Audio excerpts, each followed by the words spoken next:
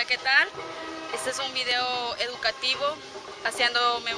nombración a la obra del Nombre de la Rosa del señor Humberto Eco. Bueno, voy a hablar un poco acerca de lo que me parece la obra. Lo considero un texto fácil de leer, es una lectura muy buena. Para los que no la han leído, yo la recomiendo. Tiene misterio, aparte de, para mi manera de ver, educa en cuanto al catolicismo, no tanto para que sacar una hipótesis religiosa, sino más bien para conocer lo que era, por ejemplo, son horarios, menciona horarios acerca de cómo vivían estos monjes. La obra trata acerca de un monasterio en donde han sucedido ciertos homicidios y el abad, que es el encargado del monasterio, llama a cierto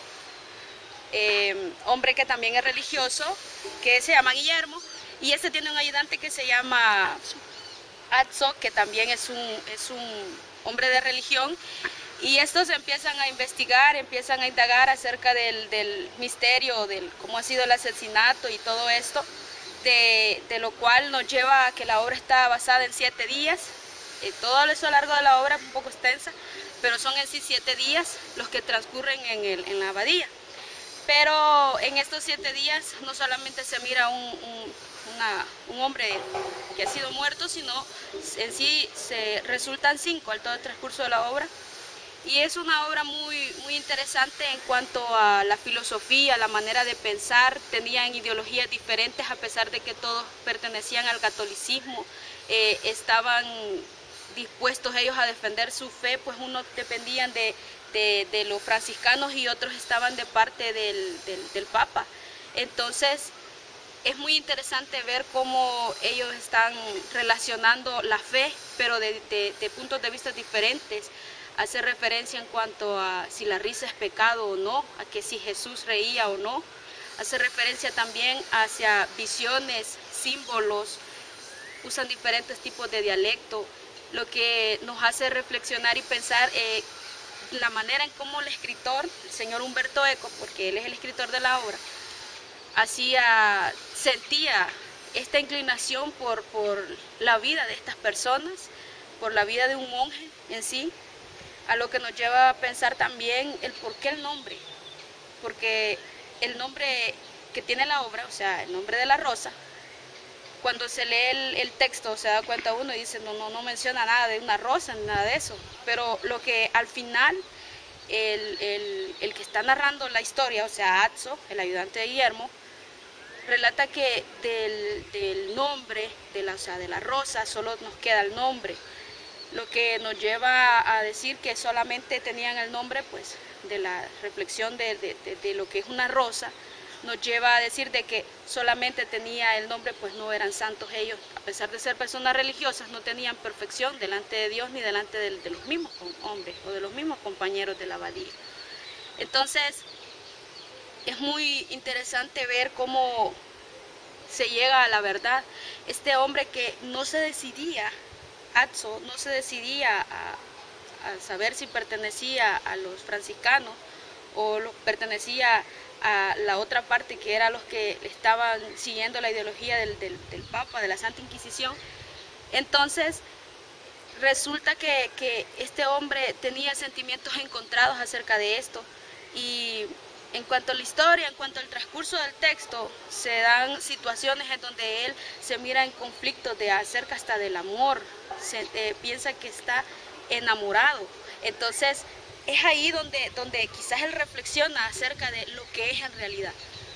Y además puedo decir acerca de la obra que en la época de mención o lo que refleja, se puede ver a una iglesia católica bastante dominante, bastante fuerte, que tenía posesión, que tenía poder, un poder tan grande que no ejercía como se debía, pues se ve en el texto que había un pueblo que estaba necesitado, hambriento, y mientras ellos estaban en un lujo, porque la abadía, según lo menciona el texto, era un lugar lleno de lujo. Tenía solamente la biblioteca, era un lujo para ellos, porque tenían una biblioteca que era el misterio más grande de toda la obra, de todo el texto, es la biblioteca. Tanto que Guillermo y Azzo hacen de todo para poder entrar a esa biblioteca, lo que se clasifica también como un laberinto. Estaba lleno de puertas y ventanas, pero no solamente eso, sino que esta biblioteca tenía pasadizos secretos, tenía muchas cosas ocultas, que también el misterio era porque tenían